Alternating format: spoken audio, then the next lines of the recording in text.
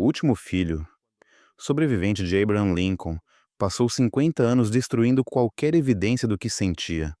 Ele queimou cartas, rasgou fotografias, apagou a própria história. Por quê? Porque dos 4 filhos do maior presidente da história dos Estados Unidos, apenas um chegou à idade adulta. Um morreu aos 3 anos, outro aos 11, outro aos 18. E o único que viveu até os 82 carregou uma culpa que o perseguiu até o último suspiro. Esta não é a história de Abraham Lincoln. É a autópsia de um sobrenome que executou uma família em câmera lenta. Fica comigo, porque o que você vai descobrir foi silenciado por mais de um século. Em 1861, quando Lincoln fez seu juramento como presidente, Washington DC cheirava a lama e ambição. A cidade era literalmente um pântano. As ruas de terra viravam lamaçais sempre que chovia. E a Casa Branca não era o símbolo imponente que conhecemos hoje. Era um prédio negligenciado. Goteiras no teto, ratos nas paredes, cortinas rasgadas. Mary Todd Lincoln chorou na primeira noite ao ver sua nova casa. Mas para os 4 meninos que tinham vindo de Springfield, Illinois, aquela casa arruinada parecia um castelo imenso. Robert tinha 17 anos e acabara de entrar em Harvard. Willie tinha 10, o mais inteligente de todos. Ted tinha 7 e falava com um forte ceceio por causa do palato fendido. E Ed já não estava ali. Tinha morrido 11 anos antes, aos 3 anos de tuberculose. A morte já havia visitado os Lincoln uma vez, mas ninguém imaginava que ela voltaria 3 vezes mais. Por trás da multidão que ovacionava Lincoln na inauguração, por trás dos discursos sobre preservar a União, estavam seus filhos. E para eles, a presidência não era glória. Era o começo de algo do qual nenhum sairia intacto. O que ninguém conta sobre viver na Casa Branca durante a Guerra Civil é o som constante. Botas militares batendo nos corredores de mármore, generais murmurando estratégias que matariam milhares de homens. O choro de Mary Todd cada vez que lia nos jornais novas listas de mortos. Willie e Ted corriam por esses corredores sem entender realmente o que acontecia. Brincavam de guerra com soldadinhos, enquanto, lá fora, homens reais se matavam pelos ideais que seu pai defendia. Abraham Lincoln trabalhava 18 horas por dia. Acordava às 6 da manhã e só ia dormir depois da meia-noite. E quando seus filhos entravam no escritório, ele lhes dava aquele sorriso cansado que aparece em todas as fotos. Deixava que brincassem debaixo de sua mesa enquanto ele assinava ordens que enviariam milhares à morte. Mary Todd tentava criar normalidade no meio do caos. Organizava jantares elegantes enquanto o país era destruído pela guerra. Comprava vestidos caros que a imprensa ridicularizava. E todas as noites subia para conferir se seus filhos ainda respiravam, porque ela sabia algo que a aterrorizava. Perder Ed não havia sido o fim. Era apenas o começo. E Washington, com sua água contaminada, era uma armadilha mortal para crianças. Cada tosse de Willie ou Ted deixava Mary em pânico. Cada febre a fazia chamar 3 médicos. Senadores zombavam dela. Jornalistas a chamavam de histérica. Mas Mary Todd Lincoln sabia algo que o resto do país só descobriria tarde demais. A Casa Branca estava matando seus filhos. Por muito tempo, ninguém ousou falar sobre o que significava realmente ser filho de um presidente em guerra. Mas verdades enterradas sempre encontram um jeito de aparecer. Se você também acredita que existem histórias que merecem ser contadas sem medo, inscreva-se, porque o que você vai ouvir sobre os Lincoln foi silenciado por mais de 100 anos. Em fevereiro de 1862, Willie Lincoln começou a se sentir mal. Febre, dor de cabeça. Mary achou que era um resfriado comum, mas a febre não baixava. Willie suava tanto à noite que encharcava os lençóis. Delirava, chamava Ted nos seus sonhos febris. E Abraham Lincoln, o homem cujas decisões afetavam milhões, sentava-se ao lado da cama do filho sem saber o que fazer. Os médicos disseram: provavelmente febre tifoide. A água do Potomac estava contaminada. Metade de Washington estava doente. Mas Willie era jovem, forte. Com certeza se recuperaria. Ele não se recuperou. Mas para entender por que sua morte destruiu Abraham Lincoln de uma forma que nem a guerra conseguiu, você precisa saber quem Willie era. William Wallace Lincoln nasceu em 21 de dezembro de 1850. A mãe o chamava de "meu pequeno filósofo", porque desde os 5 anos fazia perguntas que adultos não sabiam responder. Por que o céu é azul? Para onde o sol vai quando se esconde? Por que algumas pessoas têm escravos e outras não? Essa pergunta ele fez aos 7 anos. Abraham preparava um caso em seu escritório quando Willard entrou e a disparou sem aviso. Abraham parou de escrever, olhou o filho longamente e deu a única resposta honesta que tinha. Eu não sei, Willie, mas vou dedicar minha vida a garantir que um dia ninguém mais tenha essa dúvida. Willie lia tudo o que encontrava. Aos 9 anos, já tinha lido mais livros do que muitos adultos. Decorava poemas inteiros depois de ouvi-los uma única vez. Escrevia cartas cheias de observações inteligentes. Aos 10 anos, a Casa Branca o fascinava. Ele explorava cada canto. Encontrava passagens secretas que nem os funcionários conheciam. Mas o que ele mais amava era estar com o pai. Sentava-se no chão do escritório, olhando Abraham trabalhar. Não interrompia, observava. E às vezes, Lincoln levantava os olhos e perguntava: "O que você acha, Willie?" E Willie respondia com uma seriedade que fazia até generais sorrirem. Havia nele uma promessa de grandeza, não a grandeza barulhenta dos políticos, mas algo mais profundo, uma bondade natural, uma inteligência que não precisava ser exibida. Lincoln disse a um amigo: "De todos os meus filhos, Willie é o que mais se parece comigo, porém melhor, muito melhor." E agora chega a parte que Mary Todd jamais superou. A febre começou na quinta-feira, 6 de fevereiro. Na sexta, Willie já não conseguia sair da cama. No sábado, delirou por horas. E no domingo, sua respiração ficou irregular. E na quinta-feira, 20 de fevereiro, à 1 da tarde, Willie Lincoln parou de respirar. Lincoln estava no quarto. Tinha segurado a mão do filho por horas, prometendo que tudo ficaria bem. Mentindo, porque ambos sabiam que não ficaria. Quando Willie morreu, Lincoln o pegou nos braços, embalou como quando era bebê e chorou com um som que seus secretários descrevem como o gemido de um animal ferido. O homem que mantinha a União unida com palavras que inspiravam milhões, desmoronou completamente ao segurar o corpo frio do filho de 11 anos. Mary Todd ouviu o grito do marido e soube imediatamente que Willie estava morto. Não desceu até ele. Não conseguiu. Ficou na cama gritando o nome de Willie até sua voz se quebrar. Depois só saíam sons guturais, como se a dor fosse grande demais para virar palavras. Ela não saiu do quarto por 3 semanas. Não foi ao funeral. Não viu Willie ser embalsamado no salão verde da Casa Branca. Não viu as filas de visitantes diante do caixão. Não viu Lincoln ficar 5 horas imóvel ao lado do corpo, apenas olhando. Lincoln mandou abrir o caixão 2 vezes depois do funeral. Uma semana depois e novamente 2 meses depois. Ele só queria ver o Willie de novo. Ter certeza de que era real. Funcionários diziam que o presidente estava perdendo a razão, que ficava sentado por horas no quarto escuro onde Willie morrera, que falava sozinho, que chorava no meio de reuniões do gabinete, mas ninguém entendia. Lincoln não tinha perdido apenas um filho. Ele tinha perdido a última coisa pura que existia em sua vida. E Willie morreu por causa da água contaminada, por morar na Casa Branca, por seu pai ter aceitado ser presidente. Mas Willie não foi o único quase morto naquela semana. Ted também adoeceu, mesmos sintomas, mesma febre, a mesma água que matou Willie. Por uma semana inteira, Lincoln acreditou que perderia 2 filhos. Ele se sentava entre 2 camas. Numa estava Willie, morto.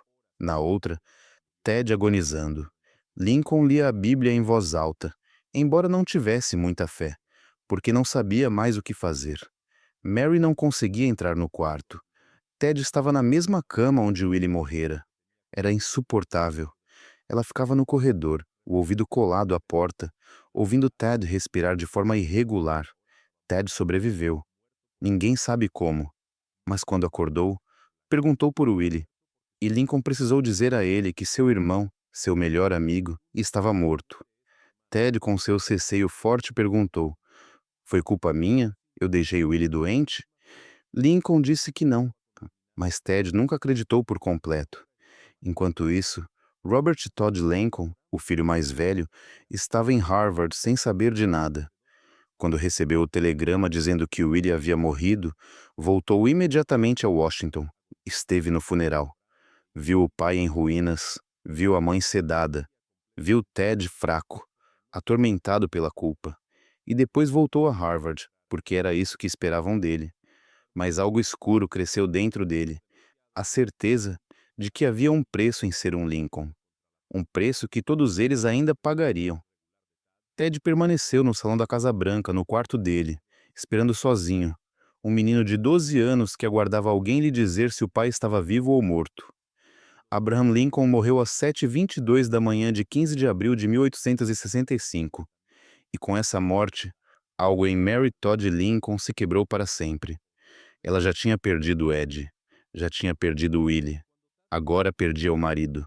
E em sua mente devastada, começou a acreditar que alguém, ou alguma coisa, estava caçando sua família. Que havia uma maldição. Que todos os Lincoln estavam destinados a morrer. Mary Todd se voltou ao espiritismo com desespero absoluto. Contratava médiuns que diziam falar com Abraham, Willie e Ed. Gastava fortunas em sessões nas quais supostos espíritos enviavam mensagens. Qualquer pessoa reconheceria o golpe imediatamente, mas Mary precisava acreditar, porque a alternativa, aceitar que seus mortos estavam simplesmente mortos, era insuportável. Tad a acompanhava nessas sessões. Tinha 12, 13, 14 anos. Sentava-se em salas escuras enquanto a mãe perguntava aos mortos se a perdoavam. Se Abraham a culpava por não ter ido ao teatro naquela noite. Se Willie sentia saudades dela tanto quanto ela dele. E Tad, que mal conseguia falar por causa do palato fendido, não tinha palavras para dizer à mãe que parasse. Que os mortos não respondiam. Que só restavam os dois, vivos perdidos, tentando sobreviver. Robert visitava a mãe e o irmão ocasionalmente vindo de Chicago, mas cada visita terminava em brigas. Robert dizia que os médiums eram charlatões, que Mary precisava aceitar a realidade. E Mary gritava de volta que ele não entendia, que ele não estava lá quando Willie morreu, que ele escolheu Harvard em vez da família, que ele era frio, insensível. E Robert ia embora. Ted ficava, porque alguém precisava cuidar da mãe. E esse alguém era um adolescente com dificuldades de fala, que mal entendia suas próprias emoções, quanto mais as dela. Em 1868, Mary Todd decidiu viajar para a Europa. Precisava fugir. Os Estados Unidos eram um cemitério para ela, cheio de memórias. Levou Tad junto. Ele tinha 15 anos. Não perguntou se ele queria ir. Simplesmente o arrastou consigo, porque ele era tudo o que restava. Viveram na Alemanha, depois na França.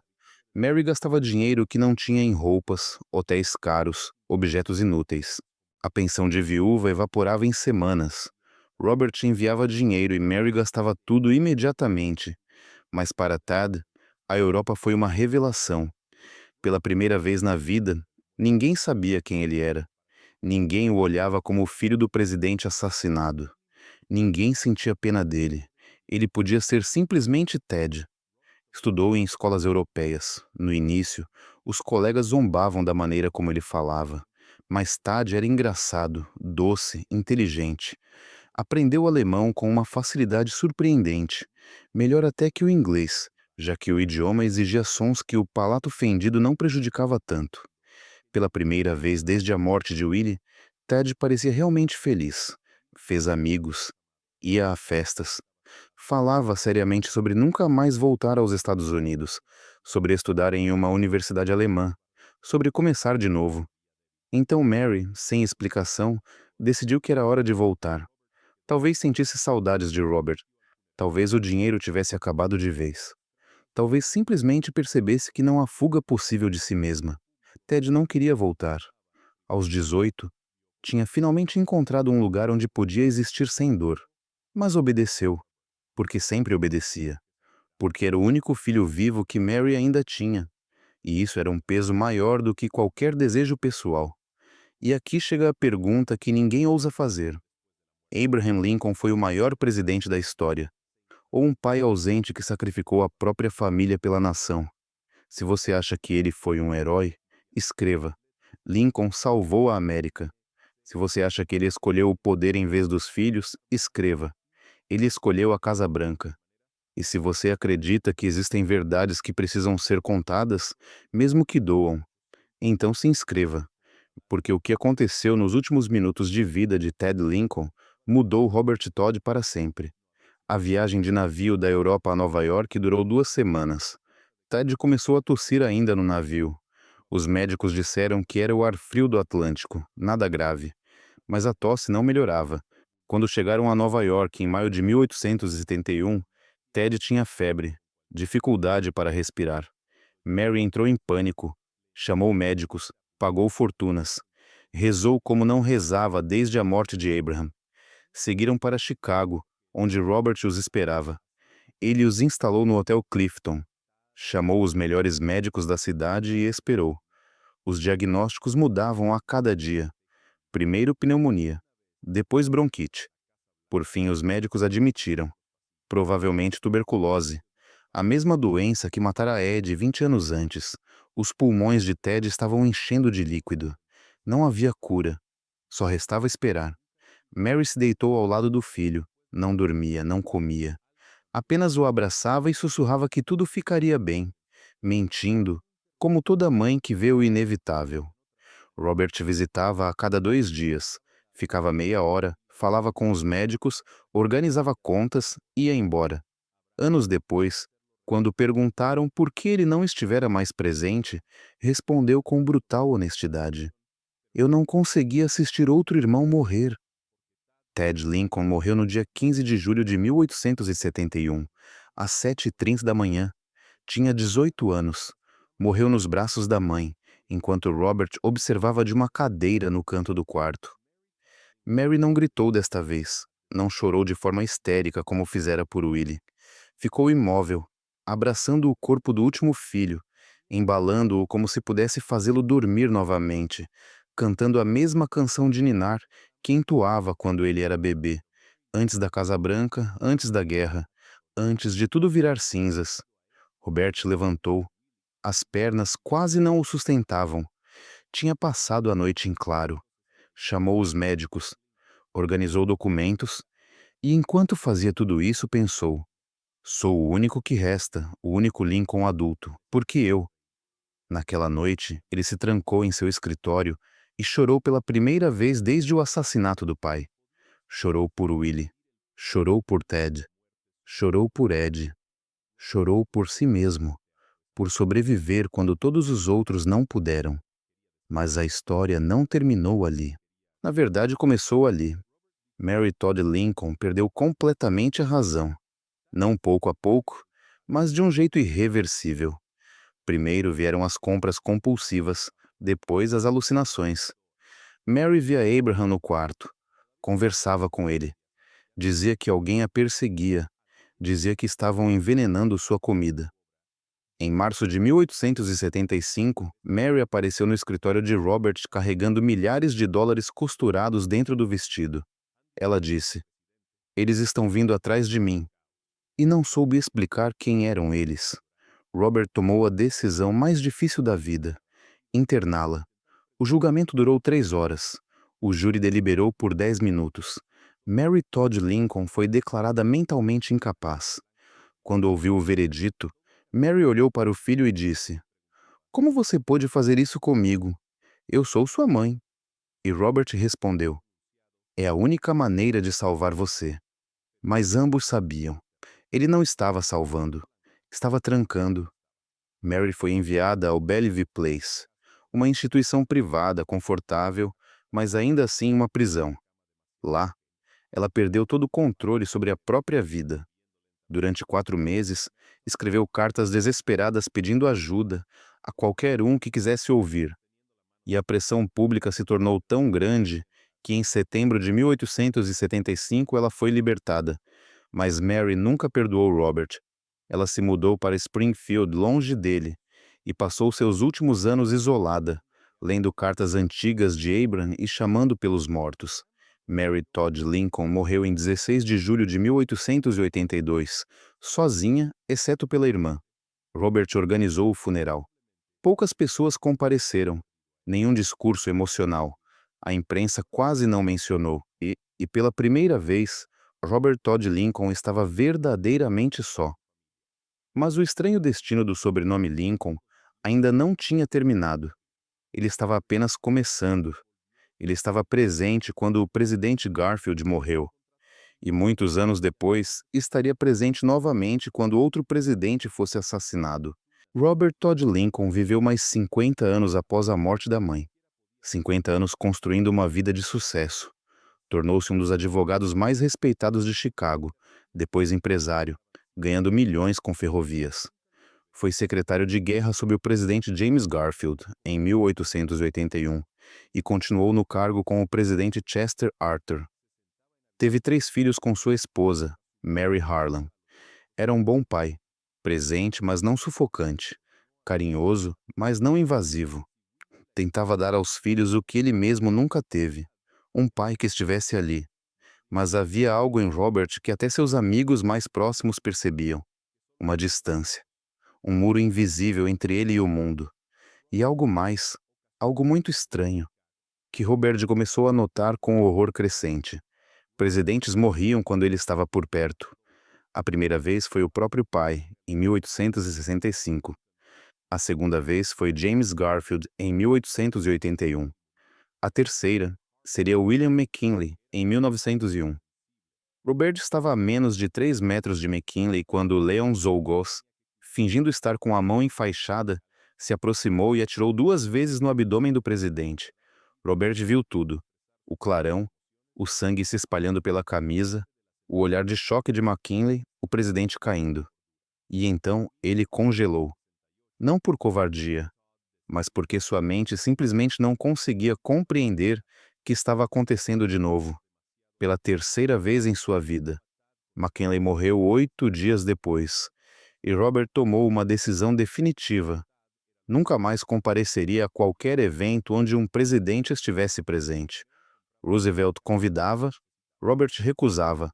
Taft convidava, Robert recusava. Não importava quem fosse o presidente, não importava o evento. Robert nunca iria. Muitos achavam que era superstição, uma excentricidade de um velho rico. Mas Robert dizia com absoluta seriedade: eu sou uma maldição. Presidentes morrem quando estou perto. Era verdade? Uma maldição real? Ou coincidência estatística? Robert nunca soube, e decidiu nunca descobrir. Mas havia outra maldição, mais íntima, mais cruel. Os filhos dos Lincoln morriam jovens. Sempre.